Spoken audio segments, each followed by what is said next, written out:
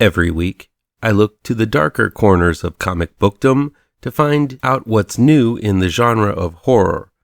Remember, this is not a set of reviews, it's just a list of what you'll find when you head to the comic shops this week in horror comics, June 14th, 2023.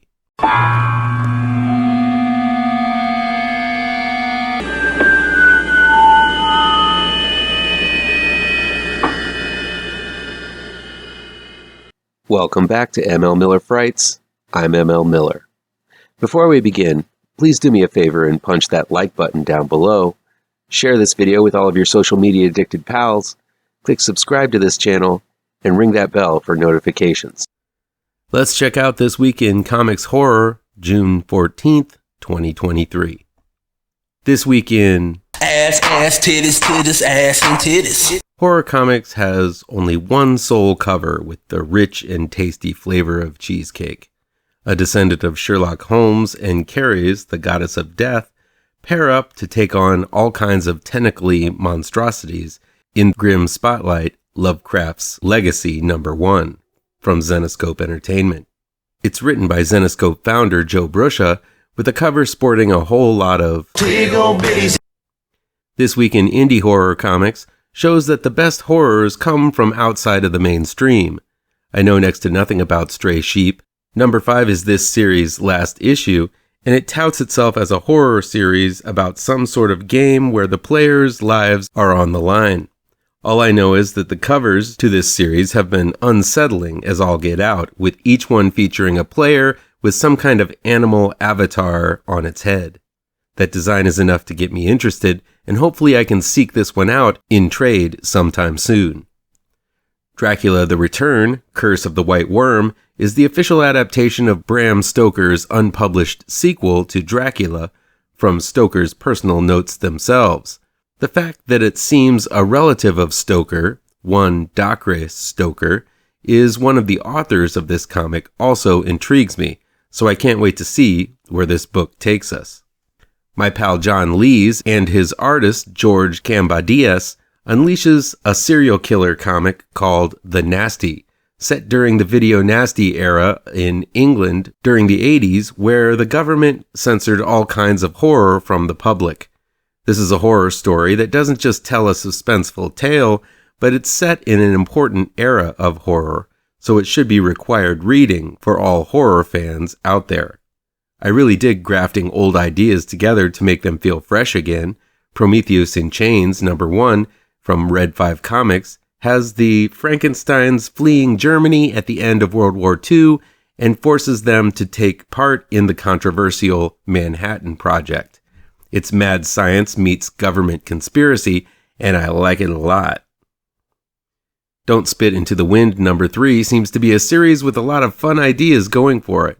It's got garbage kaiju, trash worshippers, and a protagonist whose job it is to take care of all of this refuse. That cover alone makes me want to crack that book open and soak in all of the sumptuous and sublime artwork of writer-artist Stefano Cardoselli. And Cullen Bunn presents GHOSTLORE #2 from Boom, which focuses on a pair of paranormal investigators whose approach to tracking down and getting rid of ghosts differ greatly. How will they bust ghosts if they can't even work together? That cover's okay, but I really dig the evil bloody doctor cover right here. Much spookier than pink lighting any old day. Just saying. This Week in Andrea Mutti Comics features 3 comic books highlighting one of the newer sensations in horror comics, artist Andrea Mutti.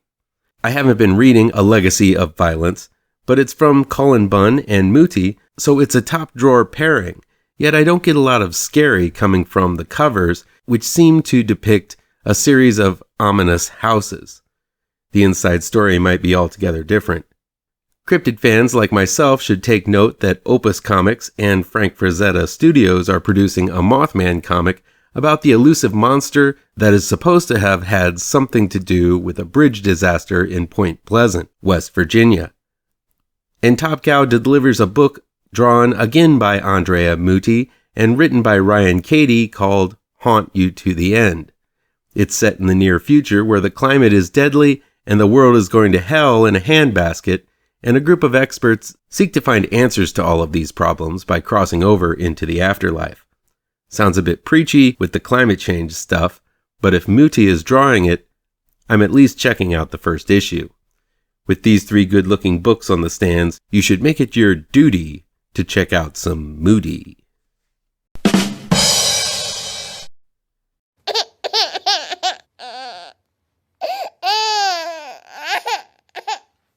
You owe me an apology.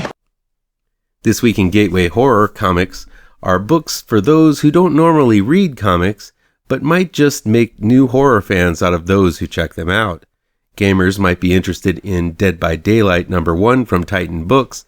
It adapts the popular role-playing game that puts you in the mind of a killer, and others who play the game are your hapless victims. And fans of animation, dark animation at that, should be on the lookout for The Nightmare Before Christmas, Battle of the Pumpkin King #2 from Tokyo Pop, which continues where the Tim Burton film left off, as there is a new challenger for the role of the Pumpkin King set to take on Jack Skellington. Looks like an Oogie Boogie team-up is in the works. As a fan of the film, I'm interested in where this story goes. This week in James Tynion, the 4th Comics, is a subcategory I often have week after week, as the guy is one of the most popular horror writers in comics these days.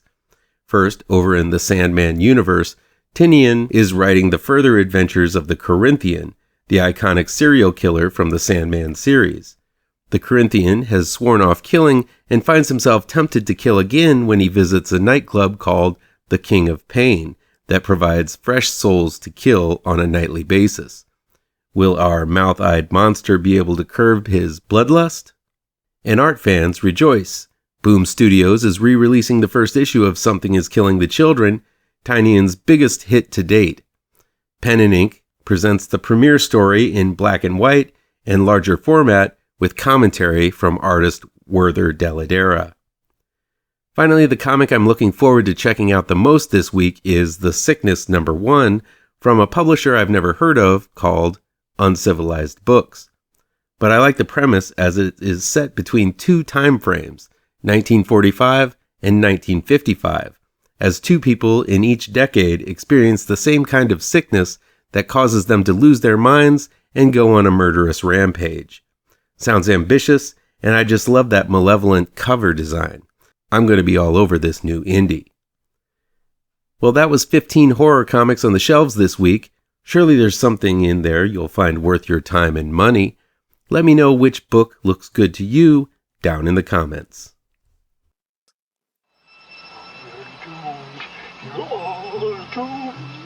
You're doomed to live the life you're meant to be. Stuck inside your reality. You're